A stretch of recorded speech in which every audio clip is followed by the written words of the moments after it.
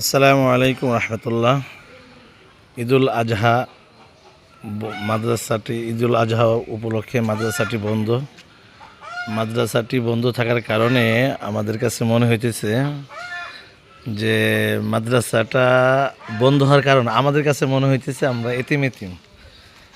কারণ পুরো মাদ্রাসা যখন বন্ধ হয় তখন আমাদের এলাকাটা, আমাদের যে নগর, এই মাদ্রাসার নাম হচ্ছে ফরিদপুর ঐতিহ্যবাহী শিক্ষা প্রতিষ্ঠান কাসিমুল উলুম মাদ্রাসা।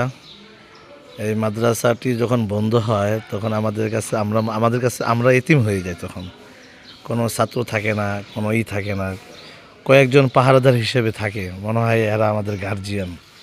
এতিম হওয়ার পরে যেমন গার্জিয়ানরা থাকে, আমাদের কাছে মনে হয় কয়েকজন উস্তাদ থাকার কারণে মনে হয় আমাদের গার্জিয়ানরা আছে। আমাদের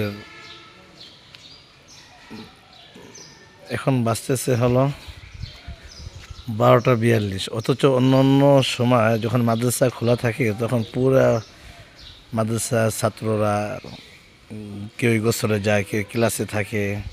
এই যে যে বিল্ডিংটা দেখতেছেন, 4তলা ভবন, এই 4তলা ভবনটি পুরা মনে হয় যে গামছা, কাপড় চোপড়, লুঙ্গি টুঙ্গি দিয়ে ভরা থাকে। দেখতে মনে হয় যে একটা অনেক সুন্দর একটি জায়গা। কিন্তু এখন মাদ্রাসা বন্ধ হওয়ার যার কারণে মনে হইতেছে যে আমরা এতিম হয়ে আছি। ছাত্র না থাকার কারণে আমরা মনে হইতেছে এতিম হয়ে আছি। আল্লাহ তাআলা এই মাদ্রাসাকে কবুল করেন দিনের জন্য, আর পুরো প্রতিষ্ঠানকে আল্লাহ তাআলা কিয়ামত পর্যন্ত জীবিত রাখুক। এই বলে আর আমার ভিডিও শেষ করতেছি।